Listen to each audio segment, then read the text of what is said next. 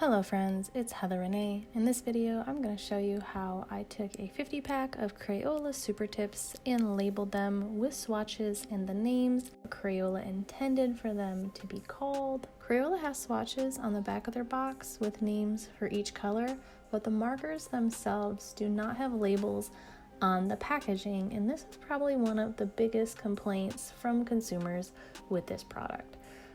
If you think you'd like to do something similar, I will say that I went about this by separating my markers into groups of light colors and swatched them on a scrap piece of paper. I then wrote down the names that were on the back of the Crayola box and kind of matched them up with a line to just whatever color I thought most went with that name.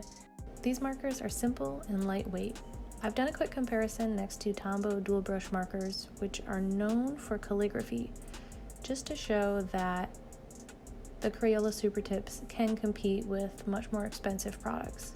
Once I was done with my swatches, I did notice there was bleed through on the back of my page. I did a test on a scrap piece just to show that 1 or 2 passes with this ink will not bleed through your paper, but if you get carried away like I did, then you may experience some ghosting. For this trick, I used clear scotch tape, a black ink pen, and labels that I got from the Dollar Tree. They're round and die cut, like price tags. So let's get started. I chose to start with browns and grays because they seemed the most obvious.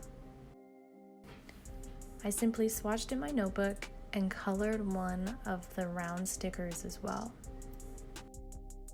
I had seen other people label their markers by numbering them and then leaving swatches in their journal, but I wanted to be able to see what the ink dried like right away without having to refer to my notebook.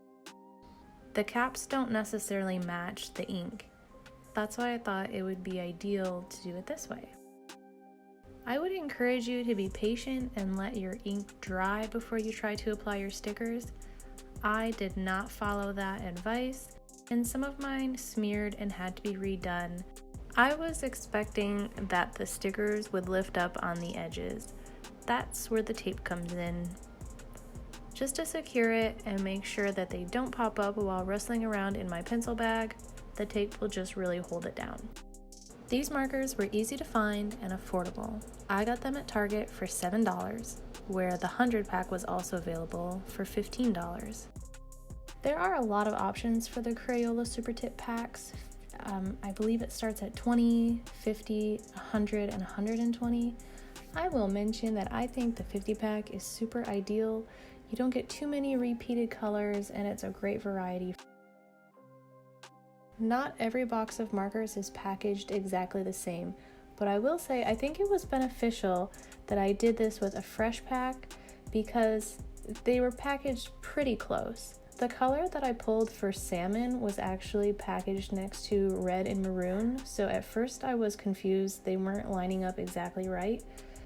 But with a little patience, I figured it out, and in the end, it really only matters that the names match what I think it is because they're my markers. So it's okay if you get a couple wrong because it's really just your own interpretation. Well, that's it from me. I hope you enjoyed this video. Watch the end for completed swatches. If you dig it, give me a thumbs up.